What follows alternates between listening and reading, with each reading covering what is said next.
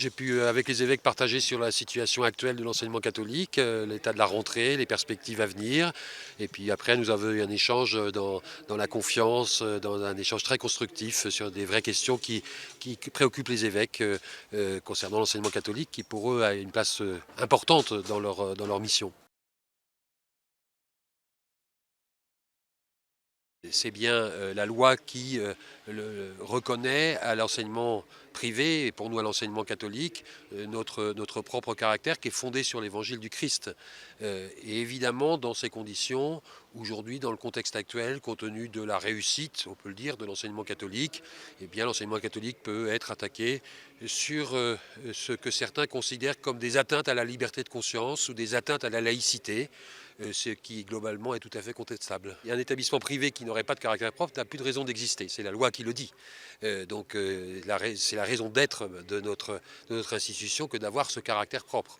Et le faire exister en essayant de mieux le faire comprendre, de mieux le faire connaître et de l'affermir quelque part, de ne pas avoir peur de dire qu'au nom du Christ, au nom de l'Évangile, nous accueillons chacune et chacun, ceux qui veut nous rejoindre, et que nous serons toujours attentifs évidemment à respecter leur liberté de conscience, mais pour nous la bonne nouvelle du Christ c'est un chemin de bonheur, donc on ne va pas s'en priver.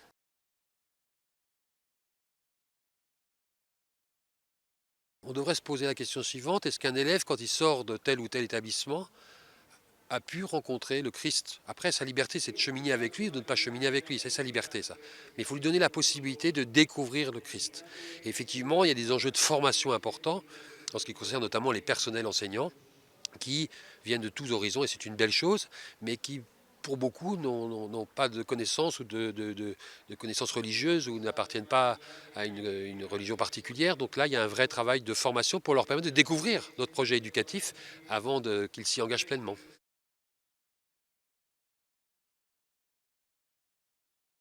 On scolarise un peu plus de 2 millions d'élèves, c'est-à-dire un peu moins de 20% des élèves français.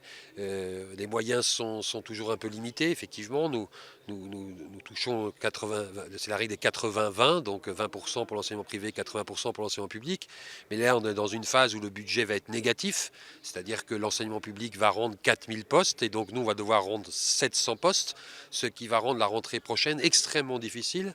Et si le budget de l'État n'évolue pas, va nous conduire à des fermetures et va nous empêcher de nous développer là où on pourrait se développer, sachant que compte tenu de la rentrée, la bonne rentrée que nous avons faite cette année, nous serions amenés dans ce cas-là à rendre un poste pour 5 élèves perdus, alors que dans le public, ils vont rendre un poste pour 15 élèves perdus. Renégocier dans le contexte actuel nous semble difficile sans déclencher beaucoup de nouveaux, on pourrait dire une forme de guerre scolaire.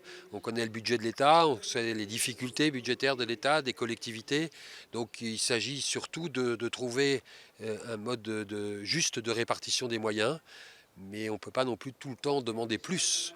Et en même temps, il faut protéger notre institution.